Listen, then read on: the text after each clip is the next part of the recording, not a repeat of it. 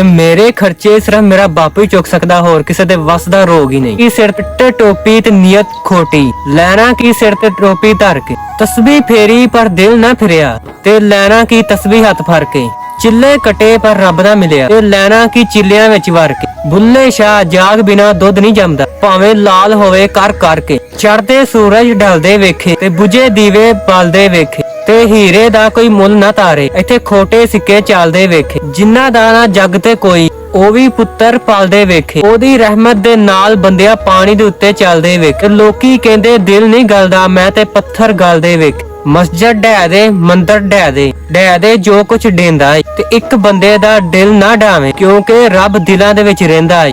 अस्सलाम वालेकुम दोस्तों, मेरा नाम है पंजाबी मुंडा ते आज दी करने वीडियो स्टार्ट। ते उस तो पहले तुसी मेरे चैनल ਨੂੰ ਕਰ ਲਵੋ ਸਬਸਕ੍ਰਾਈਬ, ਨਾਲ ਦਬਾ ਦਿਓ ਟੱਲੀ ਦਾ ਬਟਨ, ਕਿਉਂਕਿ ਨਵੀਂ ਮੇਰੀ ਆਉਣ ਵਾਲੀ ਵੀਡੀਓ ਤੁਹਾਡੇ ਤੱਕ ਪਹੁੰਚਦੀ ਰਹੇ ਤੇ ਉਹਦੇ ਨਾਲ ਹੀ ਕਰਨੀ ਵੀਡੀਓ। ਤੇ ਦੋਸਤੋ, ਤਾਰੀਖ ਜਿਹੜੀ ਹੈ ਬੜੀ ਜ਼ਾਲਮ ਤਾਰੀਖ, ਕਦੀ ਵੀ ਕਿਸੇ ਦੀ ਹੋ ਕੇ ਨਹੀਂ ਰਹੀ, ਤੇ ਤਾਰੀਖ ਨੂੰ ਜਾਣਨਾ ਇਸ ਲਈ ਜ਼ਰੂਰੀ ਹੈ ਕਿ ਉਹਦੇ ਵਿੱਚੋਂ ਆਪਾਂ ਮੁਖਤਲਿਫ ਸਬਕ ਉਹਦੇ ਵਿੱਚੋਂ ਸਿੱਖ ਸਕਨੇ ਕਿ ਪਿਛਲੇ ਸਾਡੇ ਵਟਕਿਆਂ ਕੋ ਕਿਹੜੀਆਂ ਗਲਤੀਆਂ ਹੋਈਆਂ ਕਿ ਜਿਹੜੀਆਂ ਅਸੀਂ ਨਹੀਂ ਕਰਨੀਆਂ, ਤੇ ਜਿਹੜੀਆਂ ਉਸ ਕੌਮਾਂ ਕੋ ਕਿਹੜੀਆਂ ਗਲਤੀਆਂ ਹੋਈਆਂ ਸਨ ਜਿਹਦੀ ਵਜ੍ਹਾ ਨਾਲ ਉਹ ਤਬਾਹ ਹੋਈਆਂ ਤੇ ਉਹਨਾਂ ਨੂੰ ਨੁਕਸਾਨ ਉਠਾਉਣਾ ਪਿਆ। ਹੁਣ ਗੱਲ ਕਰ ਲਈਏ ਜਿਹੜੇ ਸਾਡੇ ਪੀਡੀਐਮ ਦੇ ਲੀਡਰ ਨੇ, ਉਹਦਾ ਨਾਮ ਹੈ ਮਹਿਮੂਦ ਅਚਕ ਜ਼ਹੀਬ ਸਾਹਿਬ। ਪਸ਼ਤੂਨ ਲੀਡਰ ਨੇ, ਪਸ਼ਤੂਨ ਨਸਲ ਪ੍ਰਸਤ ਦੇ ਸਰਬਰਾਹ ਵੀ ਨੇ। ਉਹਨਾਂ ਨੇ ਲਾਹੌਰ ਜਲਸੇ ਦੇ ਵਿੱਚ ਬੜਾ ਵੱਡਾ ਇੱਕ ਜਲਸਾ ਕੀਤਾ, ਜਿਹਦੇ ਵਿੱਚ ਪੀਡੀਐਮ ਨੇ ਉਹਨਾਂ ਨੇ ਖੜੇ ਹੋ ਕੇ ਉਹਨਾਂ ਨੇ ਸਾਂਝੇ ਪੰਜਾਬ ਦੇ ਦਿਲ ਲਾਹੌਰ ਤੇ ਪੰਜਾਬ ਦੇ ਦਿਲ ਉਹਨਾਂ ਨੇ ਕਿ ਪੰਜਾਬੀਆਂ ਨੂੰ ਇਹ ਗਾਲ ਕੱਢਣ ਦੇ ਮੁਤਰਾਦਿਫ, ਤੇ ਜਿਹੜੀ ਗੱਲ ਉਹਨਾਂ ਨੇ ਆਪਣੇ ਇਲਮੀ ਹਿਸਾਬ ਦੇ ਨਾਲ ਪੰਜਾਬੀ ਦੇ ਥੋਪੀ। ਇਹ ਇੱਕ ਗਰਦਾਰ ਕੌਮ ਹੈ, ਪੰਜਾਬੀ ਇੱਕ ਐਸੀ ਕੌਮ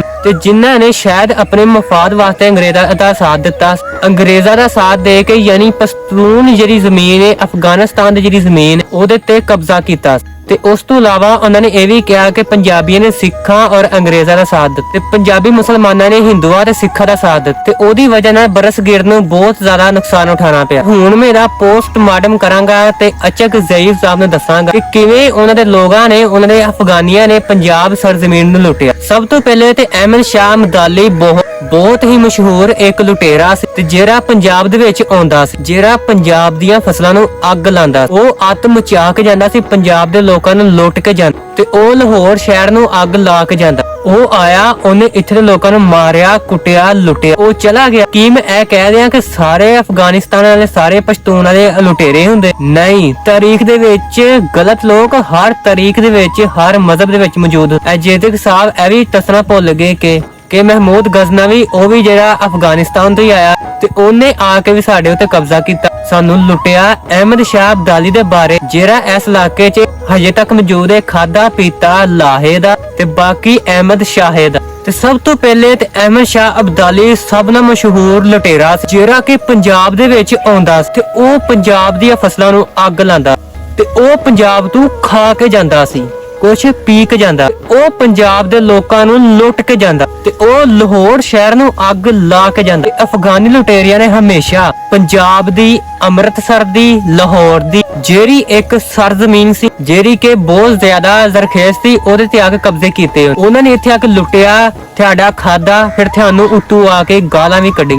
ਅਗਰ ਮੈਂ ਪੰਜਾਬ ਦੀ ਸ਼ਾਨ ਬਿਆਨ ਕਰਾਂ ਤੇ ਜਿਹੜਾ ਕਿ ਮਹਾਰਾਜਾ ਰਣਜੀਤ ਸਿੰਘ ਸੀ, ਗੁਜਰਾਂਵਾਲੇ ਦਾ ਬਹੁਤ ਵੱਡਾ ਲੋਕਲ ਰਣਜੀਤ ਸਿੰਘ, ਉਹਨਾਂ ਨੇ ਅਫਗਾਨੀਆਂ ਨੇ ਇਥੋਂ ਮਾਰ ਕੇ ਕੱਢਿਆ, ਉਹਨਾਂ ਨੂੰ ਕੁੱਟਿਆ ਔਰ ਉਹਨਾਂ ਨੂੰ ਮਾਰ ਕੇ ਉਹਨਾਂ ਨੂੰ ਵਾਪਸ ਭੇਜ। ਤੇ ਕਿਆ ਮੈਂ ਪੰਜਾਬ ਦੀ ਸ਼ਾਨ ਐਵੇਂ ਬਿਆਨ ਕਰਨਾ ਚਾਹਾਂ ਕਿ ਜਿਹੜੇ ਅਫਗਾਨਿਸਤਾਨ ਵਾਲੇ ਸੀ ਉਹ ਸਾਰੇ ਚੋਰ, ਲੁਟੇਰੇ, ਡਾਕੂ ਸੀ, ਤੇ ਇਹ ਸਾਰੇ ਲੁਟੇਰੇ ਸੀ, ਇਹਨਾਂ ਨੇ ਹਮੇਸ਼ਾ ਸੀ ਕੁੱਟਿਆ। ਤੇ ਐਵੇਂ ਮੈਂ ਹਰੀ ਸਿੰਘ ਨਿਓਲਾ ਦਾ ਇੱਕ ਜ਼ਿਕਰ ਕਰਾਂ। ਗਰੀਨ ਸਿੰਘ ਨਲਵਾ ਨੇ ਹਰੀਪੁਰ ਦਾ ਨਾਂ ਇੱਥੇ ਹੈ ਪਾਕਿਸਤਾਨ 'ਚ, KPK ਦੇ ਸ਼ਹਿਰ ਦੇ ਵਿੱਚ ਮੌਜੂਦ। ਉਸ ਹਰੀ ਸਿੰਘ ਨਲਵਾ ਨੇ ਅਫਗਾਨਿਸਤਾਨ ਵਾਲੇ ਨੂੰ ਹਰ ਮੁਕਾਮ ਤੇ ਸ਼ਿਕਸਤ ਦਿੱਤੀ। ਉਹਦੀ ਮੂਵੀ ਤੇ ਅਕਸਰ ਤੁਸੀਂ ਵੇਖੀ ਹੋਣੀ, ਤੇ ਉਹਦੇ ਵਿੱਚ ਤੁਸੀਂ ਵੇਖ ਸਕਦੇ ਹੋ ਕਿ ਪੰਜਾਬੀਆਂ ਨੇ ਕਿਹਨੂੰ ਸ਼ਿਕਸਤ ਦਿੱਤੀ। ਤੁਸੀਂ ਇਹ ਕਹਿਣਾ ਕਿ ਪੰਜਾਬੀਆਂ ਦੇ ਉੱਤੇ ਤੁਸੀਂ ਥੋਪ ਦੇਣਾ ਕਿ ਪੰਜਾਬੀ ਗਰਦਾਰ ਸਨ, ਕਿ ਪੰਜਾਬੀ ਬੁਜ਼ਦਿਲ ਸਨ, ਕਿ ਪੰਜਾਬੀ ਡਰਪੋਕ ਸਨ, ਜਾਂ ਪੰਜਾਬੀਆਂ ਨੇ ਬਾਹਰ ਦੇ ਹਮਲਾਵਰ ਨੂੰ ਹਮੇਸ਼ਾ ਖੁਸ਼ਾਮਦੀਦ ਕਿਹਾ। ਇਹ ਬਿਲਕੁਲ ਗਲਤ ਹੈ। ਪੰਜਾਬੀ ਪਹਿਲੀ ਸਦੀ ਤੋਂ ਲੈ ਕੇ 18ਵੀਂ ਸਦੀ ਤੱਕ, 19ਵੀਂ ਸਦੀ ਤੱਕ ਰੇਜ਼ਾ ਤੱਕ ਨੂੰ ਸ਼ਿਕਸਤ ਦਿੰਦੇ ਰਹੇ। ਉਹ ਕਿਹੜਾ ਇਲਾਕਾ ਸੀ ਜਿਹੜਾ ਬਰਸਕੀਰ 'ਚ ਸਭ ਨੂੰ ਐਂਡ ਤੇ ਅੰਗਰੇਜ਼ਾਂ ਕੋ ਗਿਆ? ਉਹ ਇਲਾਕਾ ਪੰਜਾਬ ਸੀ। ਉਹ ਉਦੋਂ ਗਿਆ ਸੀ ਜਦੋਂ ਸਾਡੇ ਲੀਡਰਾਂ, ਹੁਕਮਰਾਨ ਮਰ ਗਏ ਸਨ। ਤੇ ਉਹਨਾਂ ਨੂੰ ਜ਼ਹਿਰ ਦੇ ਦਿੱਤਾ ਗਿਆ ਸੀ। ਉਹਨਾਂ ਦੀ ਮੁxtਲਿਫ ਕਿਸਮ ਦੀਆਂ ਕਨਫਿਗਰੇਸ਼ਨਾਂ ਮੌਜੂਦ ਨੇ ਇੱਥੇ ਤੇ ਜਿਹੜੀਆਂ ਉਹਨਾਂ ਨਾਲ ਕੀਤੀਆਂ ਗਈਆਂ।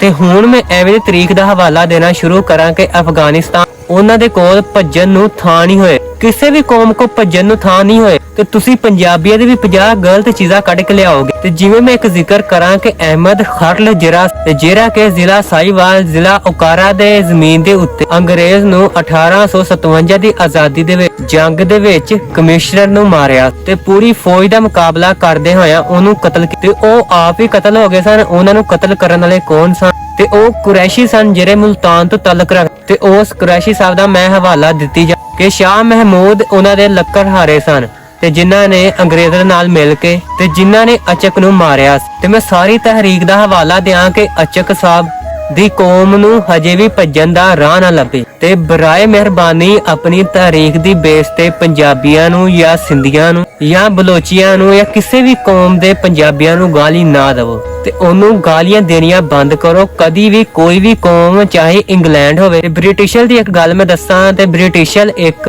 ਉਹਨਾਂ ਦੌਰ ਐਸਾ ਸੀ ਕਿ ਸੂਰਜ ਕਦੀ ਵੀ ਉਹਨਾਂ ਦਾ ਗਰੂਬ ਨਹੀਂ ਸੀ ਹੁੰਦਾ ਉਹਨਾਂ ਦੀ ਸਲਤਨਤ ਦੇ ਵਿੱਚ। ਤੇ ਇੱਕ ਦੌਰ ਐਸਾ ਵੀ ਆਇਆ ਕਿ ਉਹਨਾਂ ਦੇ ਮੇਨ ਆਫਿਸ ਦੇ ਵਿੱਚ ਫ੍ਰਾਂਚੀਸੀ ਜ਼ੁਬਾਨ ਬੋਲੀ ਜਾਂਦੀ ਸੀ ਤੇ ਇੱਕ ਦੌਰ ਉਹ ਵੀ ਆਇਆ ਜਿਹਦੇ 'ਚ ਜਰਮਨੀ ਨੇ ਉਹਨਾਂ ਨੂੰ ਸ਼ਿਕਸਤ ਦਿੱਤੀ। ਤੇ ਹਰ ਕੌਮ ਹਮੇਸ਼ਾ ਫਾਤਿਹ ਨਹੀਂ ਰਹਿੰਦੀ ਤੇ ਕਦੀ ਉਹ ਡਿੱਗਦੀ ਵੀ ਹੈ ਤੇ ਉਸ ਕੌਮ ਵਿੱਚ ਏਜੰਟ ਵੀ ਮੌਜੂਦ ਹੁੰਦੇ ਨੇ। ਤੇ ਕੀ ਪਠਾਨਾਂ ਨੇ ਅੰਗਰੇਜ਼ਾਂ ਵਾਸਤੇ ਏਜੰਟੀ ਨਹੀਂ ਕੀਤੀ? ਤਾਰੀਖ ਵਿੱਚ ਮੌਜੂਦ ਹੈ। 50 ਵਾਕੇ ਤਾਰੀਖ ਵਿੱਚ ਮੌਜੂਦ ਹੈ ਪੰਜਾਬੀ ਦੇ ਖਿਲਾਫ। ਤੇ ਬਰਾਏ ਮਿਹਰਬਾਨੀ ਅਚਕ ਸਾਹਿਬ ਤੁਸੀਂ ਆਪਣੀ ਫਾਤਿਹਾ ਕਰੋ, ਆਪਣਾ ਜੋ ਵੀ ਨਜ਼ਰੀਆ ਉਹਨੂੰ ਫੈਲਾਓ, ਆਪਣੀ ਕੌਮ ਦੀ ਹਿਫਾਜ਼ਤ ਕਰੋ ਕਿਉਂਕਿ ਕੌਮ ਦੇ ਨਾਲ ਹੀ ਮੁਲਕ ਤਰੱਕੀ ਕਰਦਾ। ਤੇ ਬਰਾਏ ਮਿਹਰਬਾਨੀ ਝੂਠੀ ਤੇ ਮੁਨਾਫਕ ਤਾਰੀਖ ਦੇ ਨਾਲ ਸਾਨੂੰ ਪੰਜਾਬੀ ਨੂੰ ਗੰਦਾ ਕਰਨ ਦੀ ਕੋਸ਼ਿਸ਼ ਨਾ ਕਰੋ।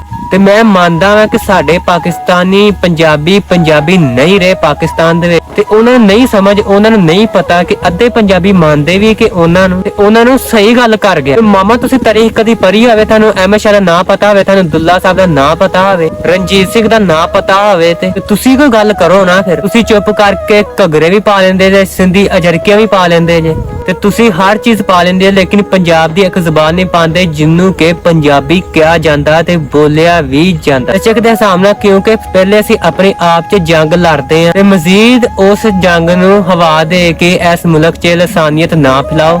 ਤੇ ਮੇਰਾ ਵੀ ਇਹ ਮਕਸਦ, ਇਹ ਮੇਰੇ ਚੈਨਲ ਦਾ ਮਕਸਦ ਕਿਸੇ ਵੀ ਕਿਸਮ ਦੀ ਲਾਸਾਨੀਅਤ ਨਹੀਂ। ਪੰਜਾਬੀ ਬੋਲੋ, ਸਿੰਧੀ ਬੋਲੋ, ਅਫਗਾਨੀ ਬੋਲੋ, ਬਲੋਚੀ ਬੋਲੋ, ਜਿਹੜੀ ਵੀ ਜ਼ੁਬਾਨ ਬੋਲੋ, ਕਸ਼ਮੀਰੀ ਵੀ ਬੋਲੋ, ਵਗੈਰਾ ਵਗੈਰਾ ਜੋ ਵੀ ਤੁਸੀਂ ਜ਼ੁਬਾਨ ਬੋਲੋ, ਜਿਹੜੀ ਵੀ ਜ਼ੁਬਾਨ ਬੋਲੋ, ਲੇਕਿਨ ਬਰਾਏ ਮਿਹਰਬਾਨੀ ਦੂਸਰੀ ਕੌਮਾਂ ਦੀ ਵੀ ਰਿਸਪੈਕਟ ਕਰੋ, ਦੂਸਰੀ ਜ਼ੁਬਾਨ ਦੀ ਵੀ ਰਿਸਪੈਕਟ ਕਰੋ। ਨਹੀਂ ਤੇ ਜਿਵੇਂ ਹਿਟਲਰ ਨੇ ਇਹ ਸਮਝ ਲਿਆ ਸੀ ਕਿ ਆਰੀਆ ਜਿਹੜੀ ਕੌਮ ਹੈ ਇਹ ਦੁਨੀਆ ਦੀ ਸਭ ਨਾਲੋਂ ਵੱਡੀ ਕੌਮ ਹੈ ਤੇ ਉਹ ਸਭ ਤੋਂ ਅੱਛੀ ਕੌਮ ਹੈ, ਫਿਰ ਇਹ ਕੌਮਾਂ ਦਾ ਹਿਸਾਬ ਉਹੋ ਜਿਹਾ ਹੀ ਹੁੰਦਾ ਹੈ। ਤੇ ਮੁਹੱਬਤ ਫੈਲਾਓ, ਮੁਹੱਬਤ ਨਾਲ ਰਹੋ। ਅੱਛੀ ਦਾ ਸਾਹਿਬ ਅੱਲਾਹ ਹੀ ਤੁਹਾਡਾ ਹਾਮੀ ਓ ਨਾਸਰ। ਕੁਝ ਫਸਲ ਲਾਈ ਸੀ ਪਕਾਉਣ ਲਈ ਤੇ ਉਮੀਦਾਂ ਸੀ ਉਹਨੂੰ ਖਾਣ ਲਈ ਤੇ ਮਹਿੰਗਾਈ ਆਈ ਤੂਫਾਨ ਲਈ ਨਾਲੇ ਐਸ ਆਵਾਮ ਲਈ। ਤੇ ਹੁਕਮਰਾਨੋ ਕਦੀ ਇਹ ਕੰਮ ਕਰਕੇ ਤੇ ਵੇਖੋ, ਜਿੰਦ ਲੱਗਦੀ ਏ ਇਹਨੂੰ ਪਰਵਾਨ ਚਰਾਣ ਲਈ ਤੇ ਜਾਨ ਦੀ ਬਾਜ਼ੀ ਲਾ ਕੇ ਅਸੀਂ ਫਸਲ ਚੁੱਕਦੇ ਆਂ। ਤੇ ਹੁਕਮਰਾਨੋ ਤੁਸੀਂ ਕਸਮ ਚੁੱਕੀ ਏ ਕਿਸਾਨ ਨੂੰ ਰੁਲਾਣ ਲਈ ਤੇ ਮੈਂ ਮਜ਼ਦੂਰ ਆ, ਮੇਰੇ ਕੋਲ ਹੋਰ ਖਰਚਾ ਉਠਾਇਆ ਨਹੀਂ ਜਾਂਦਾ ਤੇ ਇਹ ਸਾਰੇ ਹੁਕਮਰਾਨਾਂ ਨੂੰ ਕਹਾਇਆ ਨਹੀਂ ਜਾਂਦਾ। ਕਿਵੇਂ ਜ਼ਿੰਦਗੀ ਲੰਘਦੀ ਏ ਲੋਕੋ, ਹਰ ਕਿਸੇ ਨੂੰ ਦਸਾਇਆ ਨਹੀਂ ਜਾਂਦਾ। ਤੇ ਇਹਦਾ ਮਕਸਦ ਇਹੀ ਏ ਮਹਿੰਗਾਈ ਥੋੜੀ ਕਰੋ। ਤੇ ਉਮੀਦ ਕਰਨਾ ਤੁਹਾਨੂੰ ਅੱਜ ਦੀ ਵੀਡੀਓ ਮੇਰੀ ਬਹੁਤ ਚੰਗੀ ਲੱਗੀ ਹੋਵੇਗੀ। ਮੇਰੀ ਵੀਡੀਓ ਜੇ ਚੰਗੀ ਲੱਗਦੀ ਏ, ਜੇ ਚੰਗੀ ਲੱਗਦੀ ਤੇ ਫਿਰ ਮੇਰੇ ਚੈਨਲ ਨੂੰ ਸਬਸਕ੍ਰਾਈਬ ਕਰਨਾ ਨਹੀਂ ਭੁੱਲਣਾ, ਕਮੈਂਟ ਕਰਨਾ ਵੀ ਨਹੀਂ ਭੁੱਲਣਾ, ਲਾਈਕ ਦਾ ਬਟਨ ਵੀ ਦਬਾ ਦਿਓ ਕਿਉਂਕਿ ਮੇਰੀ ਹਰ ਆਉਣ ਵਾਲੀ ਨਵੀਂ ਤੋਂ ਨਵੀਂ ਵੀਡੀਓ ਤੁਹਾਡੇ ਤੱਕ ਪਹੁੰਚਦੀ ਰਹੇ। ਤੇ ਆਪਣੇ ਪੰਜਾਬੀ ਮੁੰਡੇ ਨੂੰ ਦਿਓ ਇਜਾਜ਼ਤ, ਦੁਆਵਾਂ 'ਚ ਯਾਦ ਰੱਖਿਓ, ਅਗਲੀ ਵੀਡੀਓ ਦਾ ਇੰਤਜ਼ਾਰ ਕਰੋ। ਓਕੇ, ਅੱਲਾ ਹਾਫਿਜ਼।